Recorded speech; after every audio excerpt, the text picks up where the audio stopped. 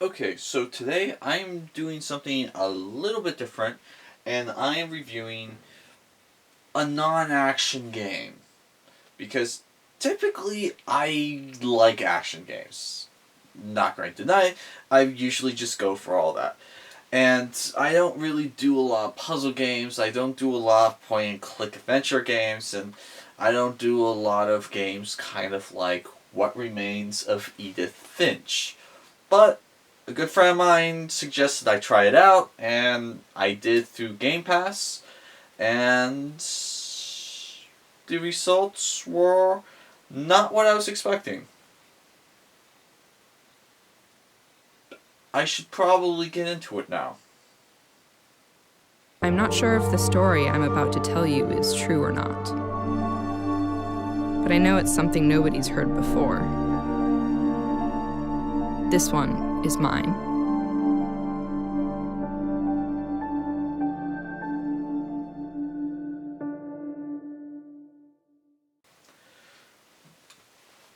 Okay, so first things first, if you have Game Pass, you can get this with Game Pass for, I don't want to say for free because you gotta pay for Game Pass, but you can get this with Game Pass without having to pay anything if you have Game Pass. And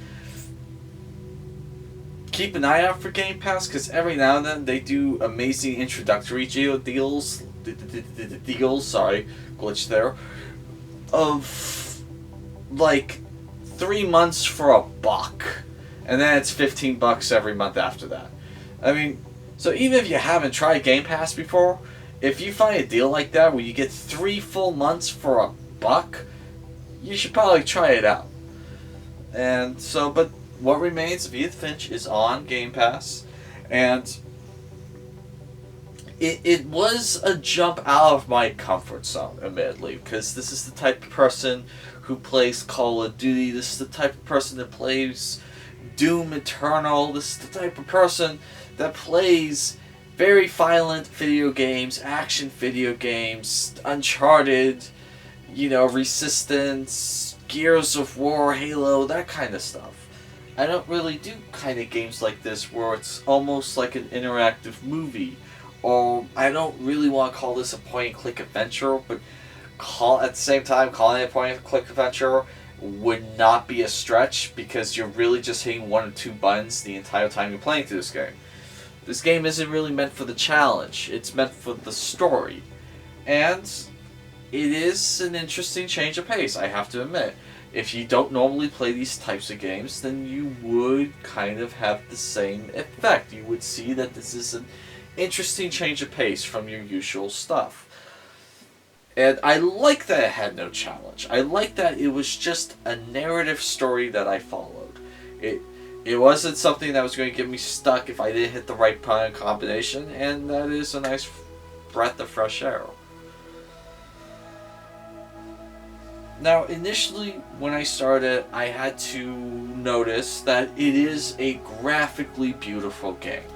It does have a unusual art style, especially with the characters. Characters aren't actually depicted normally. They're depicted in more of like a cartoonish fashion, but it's very subtle. Like when you initially see like your character's hands, or you see another character, you would initially think, okay, they're just, drawing a human character. But then when you start noticing closer and closer with each of these characters, you start realizing that it's more of a cartoon type depiction, if you understand what I'm saying. Like, the fingers on a character's hands don't feel realistically proportioned to the rest of the arm. If you've ever seen like some cartoon shows where like the characters are not proportionally, is the term I'm looking for anatomic? They're cartoonish. And some of the characters in What Remains of Edith Finch are in a way cartoonish. This isn't a downside, just something I noticed about the graphical art style. But it is a very visually beautiful game when it's not popping in. One of the best areas you can notice this is when you're approaching the house for the first time. You're going through the woods and you see in a distance, you're thinking, oh, are they doing like a minimalistic art style? And then it pops in, it's like, oh, okay, they were going for very graphically beautiful, just the game had trouble keeping up with the speed your character was walking. And so, yeah, and that's unfortunate. Now, once you're inside the house, popping doesn't happen that bad because you're in more tight, confined environments and the game can load better. But, like, when you're out in the open woods or out in the world, popping does happen and it was unfortunate. And the game, I have to admit, starts off weird, especially with the first story. So basically in this game, you play Edith Finch, and you're going to the family home that you and your entire family have lived in for generations, basically. And you start going through kind of the history of your family tree by visiting each member, and typically in each of their rooms in their house. Now, sometimes a family member will be, their story will happen like in a different room, but usually it's in like their respected bedroom or whatnot.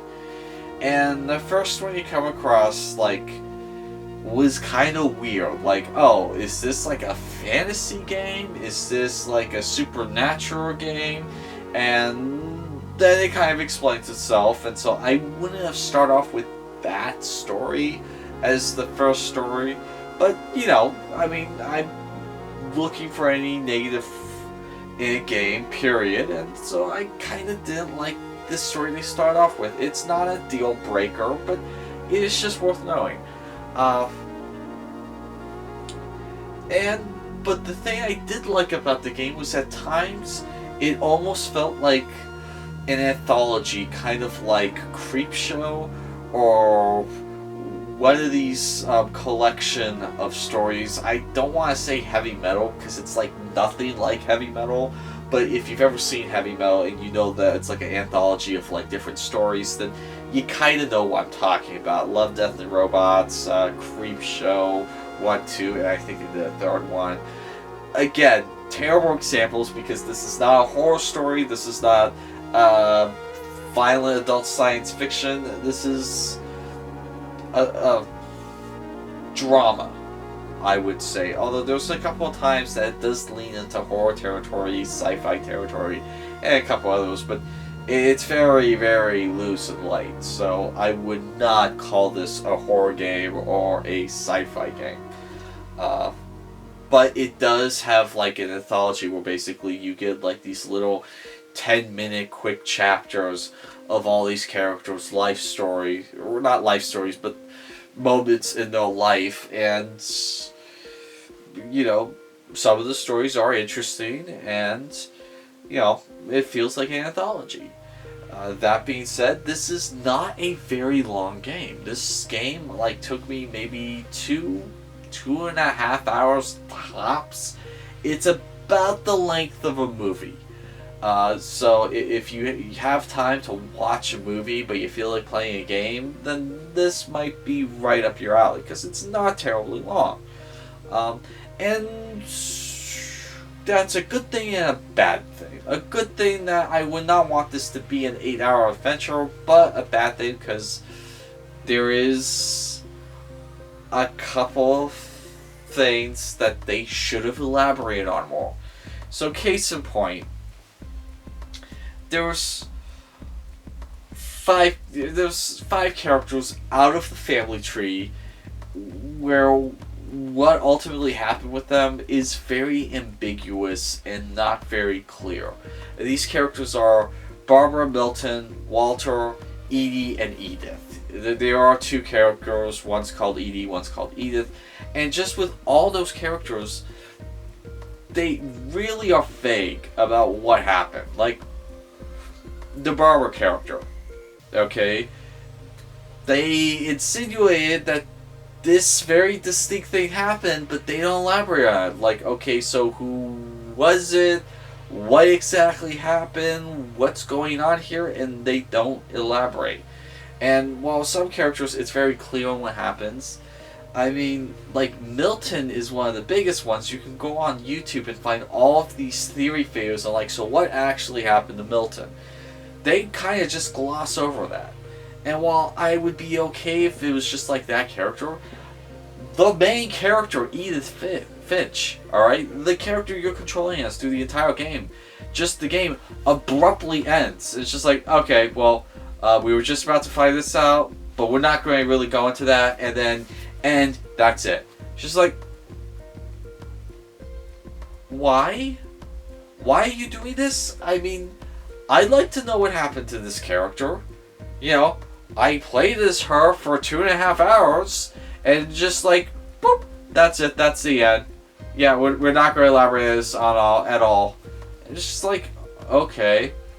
And, you know, like, this game was in the memory of this person, this person, this person here. It's like, okay, so, are you going to do a sequel so we know what the hell happened to these 5 characters that you didn't want to elaborate on? You elaborated on everyone else but these 5. Why? So, the ending felt abrupt when it shouldn't. I mean, another half a minute with each of these characters could have given us the satisfying conclusion that we needed. Just like, oh yeah, come to find out Milton, you know, was found dead, you know, or he may not be dead. I don't know. I was just using it as an example. They're very vague on what happened to Milton. You know, just another half minute. That's all they needed. Not even that. Now, the one star of the show, I have to admit, is the house itself. I know Edith Finch's name is on the title, but she's not the star. The star is the house itself, because this is the most lived-in house I have ever seen in a video game. I mean, I've seen homes in movies that didn't look as lived in as this house. I've seen Naughty Dog games. You know Naughty Dog. Naughty Dog is well known for having highly detailed environments. This game makes some of the homes in Naughty Dog put to shame. Alright, that's how detailed this home is. It feels like it's been lived in for over 100 years by different people. It feels used. It feels worn in. It feels lived in the best way possible. And it's amazing. I mean, I felt like someone actually went through a house, just recorded it, and then they took an insane amount of time just detailing, you know, the graphics to look like the house they went through. I mean, there's trash on the floor in a kid's room, but there are like stacks of newspapers in another adult's room. There's little scuffs in the door. There are posters everywhere. I mean, this house feels lived in, and it's amazing. So, overall, I did have a good time with this game. It had its problems, especially the glaring, unanswered conclusions to 5 of the characters. That is the hardest thing I'm getting past. It's just, if you had it with just 1 or 2, but even the main character herself, her conclusion is unbelievably unsatisfying and abrupt and not clear as to what happened at all. And after starting this journey, I would have liked to have had that conclusion a little bit. So, overall, that would be my score. It would have been a lot higher if it wasn't for that problem at the very least. So, is this worth a try? Yes. But you might be a little bit disappointed with the fact that the game doesn't give you a satisfying conclusion on over half well, I won't say over half, but a good chunk of the characters. So, that was my review of What Remains of Edith Finch. My name is Christopher Connell with 11th Hour Reviews, and that is all.